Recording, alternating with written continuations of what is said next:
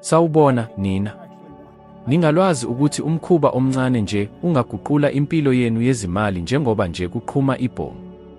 Ukuhlala ngendlela ethile ekuholela ekuphumeni ebuntwini bokuhlupheka ngenxa yemali, ukukhungatheka nokwesaba, uye endaweni lapho imali igeleza khona ngokukhululekile. Kuyaphambana, angithi? Ngingumuntu oqale ngicabanga njalo. Kodwa-ke lokhu kuguqule impilo yami, ngasinda ekubeni ngiphelelwe yimali, ngaba ngingumuntu ocebile. Ngingene nomunye umuntu omunyene oqhubekile ngalendlela. Namuhla ngihlanganyela nawe lemfihlo. Ngesikhathi ngihlola impilo yami, ngibona ukuthi ngisebenze kanzima ngaphandle kokuthola izithelo, ngaqala ukubona okuthile engangangafundiswanga ngakho. Ukusebenza kanzima akuholeli ekuchumeni. Uma kunjalo, abazingeli, abahlengikazi, othisha abaqeqeshwe kahle, nabashayeli betekisi bebelokhu bebaphezulu emhlabeni. Kodwa abaningi babo basengozini yemali, behlupheka ukuze bakhokhe izikweletu zabo. Lokhu kwangenza ngazibuza, uma ukusebenza kanzima kungakukusizi, yini ekusizayo? Impendulo engayithola iguqule impilo yami, ukuhlanganisa ingqondo yakho nokuchuma. Konke emhlabeni kuyahamba, kufaka phakathi imicabango nemizwa yethu. Ekuqaleni angizange ngikuqonde lokhu. Ngangicabanga ngokuntuleka, ukukhathazeka, nokwesaba, futhi ngathola lokho kanye. Ngangithola kancane futhi ngikweleta kakhulu kunalokho engingakwazi ukukhokhela. Ngikweleta isikhathi esingaphezu kwesigamu sonyaka. Ngiyakhumbula ubusuku lapho ngilala ngizibuza ukuthi ngizokukhokhela kanjani ukukhanya ekupheleni kwenyanga. Mhlawumbe nawe uyakwazi leyo mizwa, kuphila ukucima imililo, uqhubeka uphishekela into futhi awuyitholi. Akuyona impilo, yilokho kuphila nje. Ukuphenduka kwami kwaqala lapho ngiqaphela ukuthi ngidinga ukushintsha izingqondo zami, hayi izinto ezingaphandle. Lapho-ke ngathuthukisa umkhuba olula, kodwa onamandla, njalo ngilibala incwadi encane enenhloso engifuna ukuyifinyelela. Ngabhala inani elalikhulu kakhulu kimi ngaleso sikhathi. Anginawo umbono wokuthi ngizokwenza kanjani lokho, kodwa ngifunda leli binzana njalo, njengokungathi seluyiqiniso.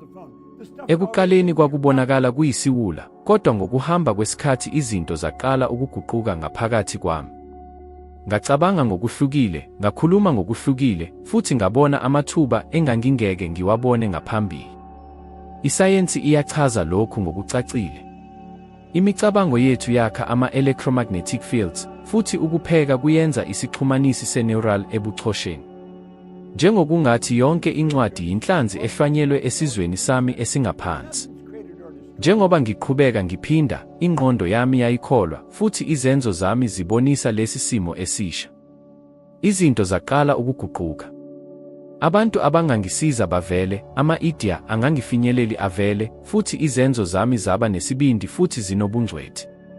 Konke lokhu kuvela emkhubeni owodwa, ukubhala nokufunda injongo yami njalo njengokungathi seluyiqiniso. Manje, uma uqaphela impilo yakho, uzoqaphela ukuthi uqhubeka kanjani. Ucabanga ngezikweletu noma ngokuchuma. Ukuyikhokhela noma ukuthola okuningi. Lokhu kungukuhlukana. Akuwona umsebenzi oqine kakhulu, kodwa ukudala iphethini elikhulu eliheha amathuba afanele. Lo mkhuba, abaningi abawuhloniphi ngoba ubonakala ulula kakhulu, yilowo oguqule impilo yami yezimali futhi ungaguqula eyakho. Ngokuqonda ukuthi ukupheka kwami kwakuguqula izinqumo zami, kwacaca ukuthi kungani abanye bechuma abanye behlala beqine. Akuyona imilingo noma isigigaba, yilokhu ukulungiswa kwengqondo okucatshangelwe. Ngikhethe umkhuba owodwa futhi ngiwusebenzisa ngokucophelela, ukubhala inhloso ethile ekhadini futhi ngiyifunde njalo ekuseni nangobusuku, njengokungathi seyiqiniso. Ekuqaleni, kwakubonakala kuyisiwula, anginawo nje indlela, anginawo oxhumana naye, anginawo ulwazi lomsebenzi. Kodwa ukufunda ngakunye kwenza ngiqaphele, njengokungathi ngibamba ibanga lokukhanya futhi ngikhanyise izindlela ezazihlala zikhona, kodwa zingabonakali lapho ingqondo ibona izikweletu, ukuphithizela nokwesaba kuphela. Uma uphinda umbono ngomzwelo nokuqonda, ubuchopho buqinisa izindlela ze-neural futhi isimiso sokuqapha esiphezulu siqokomisa izibonakaliso ezifanele ngalokho obubekele khona njengokubalulekile. Kwaba njalo ukuthi ngihamba ngezindlela ezifanayo zeviki eledlule, ngaqala ukubona izakhiwo zebhizinisi ngamabhanela amancane wezinkonzo ze-outsourcing, amahora okunyakaza okuncane ukuze nginikeze iziphakamiso. Abantu abalulekile ababeqhelile nje umuntu eholo. Izwe langaphandle lalibonakala lingushintshile, kodwa owayeshintshile mina, ukuqonda kwami, ukugxila kwami, ulimi lwami yangaphakathi, futhi ngaleyo ndlela, izinqumo zami ezincane zansuku zonke. Ngiluhlolile lo mkhuba esikhathini lapho noma yiluphi iphutha lingaba nemiphumela emibi. Kwakukhona ubusuku lapho ngihlala etafuleni, ikhadi esandleni, futhi ingqondo imemeza, ucabanga ukuthi ungubani. Esikhundleni sokulwa nokuthandabuza, ngiyisebenzisile njengomgomo.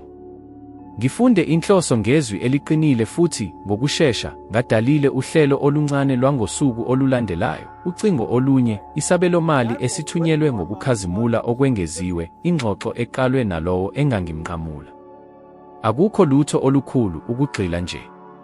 Emavikeni ambalwa, ngivale inkontileka engangiyibheka njengedi enkulu kakhulu kimi izinyanga ngaphambi kokuthi. Akuyona inhlanhla, kwakuyindlela efanayo yalokho engangikupheka nokwenzayo, ngalokho engangikukholelwa nendlela engangiziveza ngayo.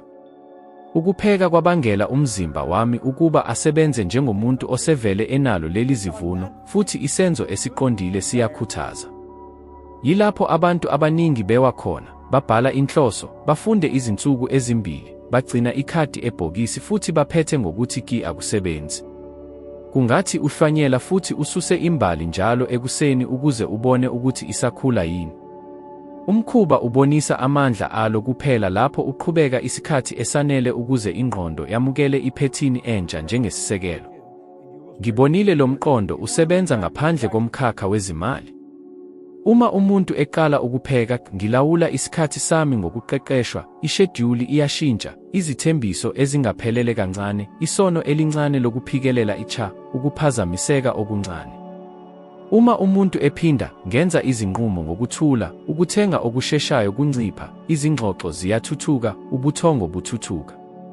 Futhi uma ukugxila kuyimali, ngithola amadola amaningi ngenyanga nginikeza lenani umuntu uqala ukukhokha ngokufanele, uthuthukisa isabelo sakhe, axoxe nalabo abenza izinqumo, acela izincomo ngokuqondile. Akuyona imilingo, iyilona isimo esisha esiqeqeshwe kuze kube semishini. Kwaba njalo kimi. Ngakusasa, ngemva kokufunda ikhadi lami, ngangena esakhiweni lapho ngithole khona ukuphika kathathu. Esikhundleni sokucela noma iyiphi inkonzo, nginikezile isisombululo esithile senkinga ebizayo kakhulu yesakhiwo ngezikhathi ezincane zokunyakaza. Angizange ngenze ubuchwepheshe obusha, ngiyibonile, ngiyithuthukisile futhi ngiyayikhulumisana kangcono, ngoba ingqondo yami yayiqeqeshwe kakade ukuthola uxhumano phakathi kwenhloso yami nesidingo sangempela sikakhasimende. Uma ufuna ukuzizwa lokhu ngokusebenza, yenza ukuhlola okulula kakhulu nokuqondene, izinsuku eziyisikhombisa zilandelayo, ngaphandle kokwehluleka, bhala inhloso yakho yezimali kwingxoxo yesikhathi samanje, elinganiswayo futhi enesizathu esizokudumazeka uma kudingeka ukukhulume phezulu. Funda lapho uvuka khona futhi ngaphambi kokulala. Bese uphendula ngokubhala imibuzo emibili, yini isinyathelo esincane esisusa lenhlanhla namuhla, nokuthi yini isiphithiphithi esikhulu, futhi yini isenzo engilishodayo lapho livela. Kuleli qembu lokhu komkhuba uthola isimo, ukupheka kwemizwa ukuqeqesha ukuqaphela, nesinyathelo esincane ukuqeqesha izenzo. Ekupheleni kweviki, qaphela izibonakaliso, izingxoxo ezivuliwe, ama-idea avele ngokungalindelekile, isimemo esingalindelekile, inani oluvele uthathe isinqumo sokulifaka esiphakamisweni. Kungase kubonakale kungekona okukhulu, kodwa yilokho ukuthi iphendulum iqala ukuya kwakho. Kwakukhona intwasahlobo ethile engiyikhumbulayo.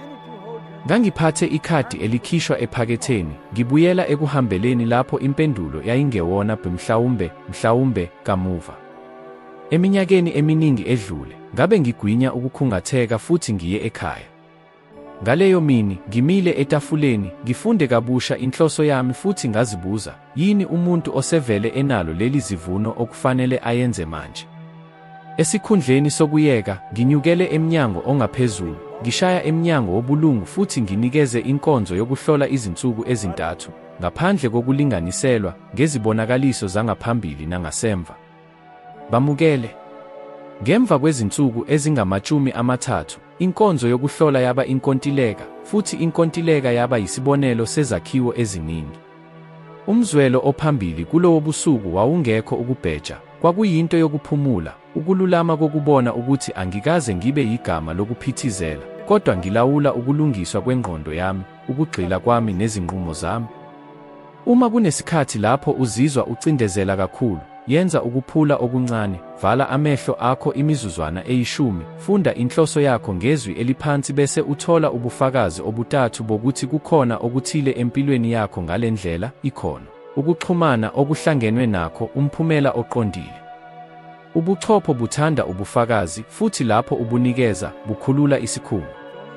Kusuka lapho, qhubela phambili usuku ngombuzo owaguqule impilo yami, yini isenzo esincane esilandelayo, esibonakalayo nesilinganiswayo esiqinisekisa engikuqambe.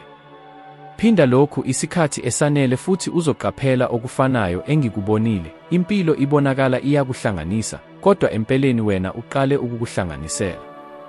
Ngakhula ngizwa ukuthi imali iyingozi, ukuthi ukufuna okuningi kuyisibonakaliso sobuqili, ukuthi okufanele ukuhlupheka ukuze ufaneleke. Lawo mazwi awabonakali engeke abe yingozi, ayaba yilens engibone ngayo izwe. Ngalokhu kuyikhi, kuze kube eminyakeni ecishe ibe yisikhombisa ubudala, ingqondo yethu iyamunca konke ngaphandle kwesihlungi, njengeqiniso eliphelele. Uyukhula, ushintsha ikheli, umsebenzi, izingubo, kodwa uqhubeka usebenza ngohlelo olufanayo lwemizwa kanye nezimakethe ezifakiwe ebuntwaneni. Kungakho abantu abaningi besebenza kabili futhi, noma kunjalo, bazizwa beqhubela phambili e-treadmill, ukunyakaza okuningi, ukuthuthuka okuncane. Ingqondo iqeqeshwe ukuba icwiliswe ukungabi khona, ukukweletha, ukwesaba, futhi impilo iphendula ngefrequency efanayo. Izibonakaliso zokuthi uhlelo lwakho lukulawula zicacile lapho wazi ukuthi ubheka kuphi. Uthola okuningi kancane, futhi, ngokumangalisayo, izindleko zakho ziyakhula ngesilinganiso esifanayo. Uvala inkontileka enhle, futhi, ngemva kwezinsuku ezimbalwa, wenza iphutha eliyisisekelo eliqeda ukuthuthuka. Iphinde kube yiyona nto efanayo yokuwa, ubuyela ezingeni elithokozisayo lomfanekiso wakho ngokwakho wezimali. Kungathi yi-thermostat yangaphakathi ehambisana gqinepali ethile. Uvele lapho, isimiso siqalisa izixwayiso ezingabonakali, ukubambezeleka, ukudideka, ukuba necala, ukuthenga okusheshayo, izithembiso ongazigcini. Akuwona ukungabi khona kwesikhathi, kungukuxabana phakathi komphumela omusha nomuntu omdala. Ngenkathi umfanekiso yangaphakathi ungakhulu, uzophatha noma yikuphi ukukhula njengengculazi futhi uzozisona ngaphandle kokukwazi. Nginawo wona lowo gibelo lapho imali yaqala ukungena ngezinani engingakaze ngibone. Ngangizizwa ngingumuntu ongasekho ekhaya ephileni lami elicwile, njengokungathi akuyona yami. Futhi, ngokuxuba ukukhathazeka nokuhlanekezelwa, ngazithola ngihleli etafuleni lemidlalo eLondon, ngibheja imali enkulu, njengokungathi ngifuna ukukhulula engangikutholile. Lapho ngaqaphela, ngenhliziyo ebuhlungu, akuyona inhlanhla, kuyisithombe. Ngangizama ukubuyela esilinganisweni sami esidala, esokuntuleka kwabazali, izikweletu ezilinganisiwe, ungayi kude kakhulu. Umzwelo walowo suku wawungekho ukubheja. Kwakuwuhlobo lokulila ngomlingisi engangidinga ukumyeka. Futhi, kulokulila, kwavela isinqumo, ukulungisa kabusha iphethini yami yokufaneleka ukuze impumelelo ibe yinto engajwayelekile futhi ibe yinto yami emisha. Ngibonile into efanayo eyenzeka kwenye indawo. Owesifazane wangithola ngemva kokukhuluma, uthole imali enkulu yomklomelo. Ngonyaka ababili, konke sekuyashiya, futhi izikweletu zibuyile. Akuwona umthombo wemali, kwakungekho isitombe esifanele. Kungathi unikeza imoto enhle kumuntu ofunde ukugibela ibhayisekili, akayiqothuli inzuzo ngokubi, kodwa ngokungabi nakho ukuphatha. Imali ikhuthaza lokho okusekhona ngaphakathi, uma kukhona ukwesaba, ukuphithizela, ukuba necala ngaphakathi, umphumela ukulahlekelwa. Yingakho ukuthola okuningi ngaphambi kokubona njengomuntu owazi ukuthi ugcinwa kanjani futhi wandise kuyinto yokufaka iphetroli emotweni engalungile, umsindo ophezulu, ukuthuthuka okuncane, ukwehluleka okusondeleyo. Ukuphuma kulo mnyakazo akuyona into elikhulu, kuyinqubo yokusebenzisa yokushintsha. Okokuqala, qamba igama lokukholwa okuye kwaba ngumkhondo. Imali iyingozi, uma ngichuma, bazothuka, angiqondi izinombolo. Bese ubhala inketho yesikhathi samanje, elula futhi elinganiswayo. Ngilawula imali ngokuthula nokuqonda, ngithola amadola amaningi ngenyanga nginikeza lenani. Bese uqinisekisa lokhu ngezinsizakalo ezincane zansuku zonke, ukuhlola isitatimende ngemizuzu emihlanu ngobuqili, hayi ngecala, ukucela isabelo esingcono ngemizuzwana engama-90 ngaphandle kokuziphatha kakhulu. Ukwahlukanisa i-one yayo yonke imali ukuze kube namathuba, noma kubonakala kuncane. Futhi gcina ukupheka kuze kube yilapho umzimba uqala ukuthi akujwayelekile iphethini entsha. Ukuphinda kulukhuni ukuphindaphinda kombono kuze kube yilapho ushintsha esidala, akwenzeki ngolunye usuku, kodwa kuqala ngosuku olufuna ukungaxoxi ngokwakho. Uma kunesikhathi lapho ukuthandabuza kuqina, thatha isithuba semizuzwana engama-30 futhi usebenzise ukuphula umkhuba engiwutholayo. Phefumula, beka izinyawo zakho phansi futhi ubuze ngezwi eliphansi, ngobuqotho. Yini isenzo esincane esiqinisekisa ukuthi ngikhethe ukuba ngubani manje? Kungaba ukunikeza lelo siphakamiso nge-10 eyengeziwe, ukuphikelela icha ekuthengeni okunemishini, noma ukubiza umuntu ofanele esikhundleni sokusebenzisa ihora elilodwa ekuthuthukiseni lokho okungashintshi isisindo. Ngakwesinye isenzo, i-thermostat yakho yangaphakathi iyaguqulwa. Ukukhathazeka kuncipha, icala liyaphela, ukuzethemba kuyeka ukuba inkulumo futhi kuba yikhumbulekile emzimbeni. Futhi lapho ikhumbulo lishintsha, impilo iqala ukulandela. Ngikuphakamisa ukuthi uzame izinsuku eziyishumi uhlelo olula lokungalungani nokulungiswa kabusha.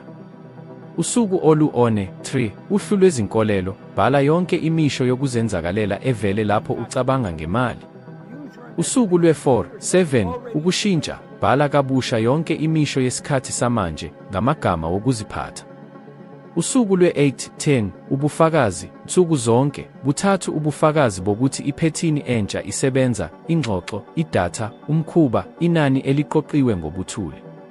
Ekupheleni kwaleli qembu elifushane, awuyikuba ushintshile, kodwa ubeke into enamandla, ubonise ingqondo yakho ukuthi ayikulawuli ngaphandle kokubuza. Futhi lapho ingqondo iqonda ukuthi kukhona umuntu omdala olawulayo, iyayeka ukuhlanganisa emuva ekujulile futhi ivumela okusha ukuba kube lula. Yilokho ukuba ama-paradigms aphela, hayi ezikhaleni, kodwa ezinqumweni ezincane ezivamile kuze kube yilapho esidala lilahlekelwa amandla phezu kwempilo yakho. Kukhona umugqa ongabonakali ohlukanisa labo abaphila ngokuchuma kulabo abahlala behlupheka, futhi lo mugqa awuyona ikhono, inhlanhla noma ilifa, kodwa indlela abazibona ngayo bona nezwe. Ngibonile abantu bethola imali eningi, imiklomelo ye-lottery, amafa angalindelekile, imisebenzi ephakeme, futhi eminyakeni embalwa kamuva, babuyela endaweni efanayo yangaphambili, ngezinye izikhathi ziba zibi kakhulu. Lokhu kwenzeka ngoba umphumela wangaphandle ukhulile, kodwa wangaphakathi uhlala mncintisana. Impumelelo yemali idinga isitombe esazi ukuthi singayisekela kanjani futhi siwandisa. Uma kungenjalo, ingqondo ithobekile indlela yokubuyekeza konke lapho uzizwa uphephile khona.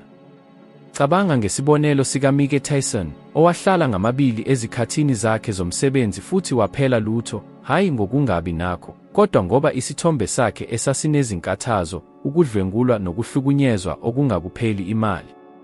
Kungokuphambene kwalokho okwenzekile no-Oprah Winfrey, ovela ebumpofu obukhulu, osule ukudlwengulwa nokuhlukunyezwa, futhi, noma kunjalo, wakha umbuso. Uthathe isinqumo ngokuqondile ukondla ingqondo yokukhula nokuchuma ngaphakathi, futhi izwe liphendule. Okwahlukanisa lababili akuyona ikhono, kodwa indlela abaphatha ngayo isithombe sabo sangaphakathi. Nami ngizithole ngigxile kulo mugqa. Lapho ngiqala ukuthola imiphumela emikhulu, ingxenye yami iphinda, lokhu akuyona yona, lizophela maduze. Lo mbandezelo oyimfihlo wangenza ngathatha izinqumo zokuzibulala, njengokungathi ngifuna ukuqinisekisa ukuthi angifanelekile ukuthwala engangikutholile. Ngangihlala ekhasino, ngibheja ngemizuzu engangisebenze izinyanga, kuze kube yilapho ngiqaphela ukuthi ngizama ukubuyela ezingeni lami elidala lokuthula. Kungathi ingqondo yami iqeqeshwe ukuvala isandiso lapho ngidlula umkhawulo. Umzwelo wawungokungabi khona, njengokungathi ngigcina indawo engingayona.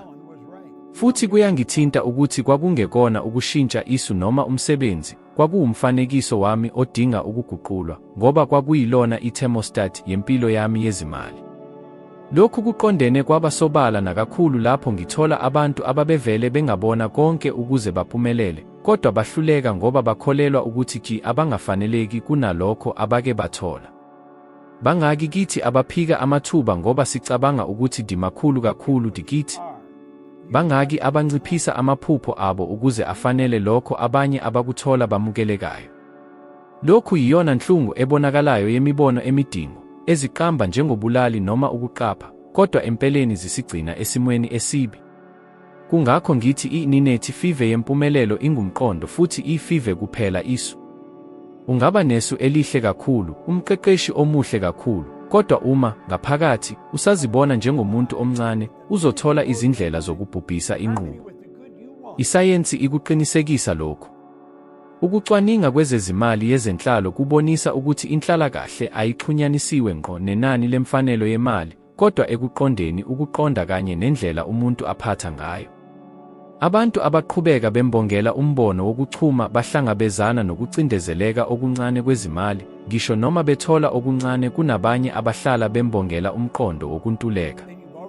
Lolo hlulekile ekuqondeni imiphumela yabo kanye nezinqumo abazenzayo ngaleyo ndlela. Owokukholwa ukuthi uyakwazi ukukhula ubona yonke inkinga njengokufunda, yonke ukulibambezeleka njengendlela yokuguqula. Owokukhona omncane, ngisho nangaphambili kwempi enkulu, uguqula ukunqoba kube yimiklomelo ngokungakwazi ukuthwala lokho okufeziwe.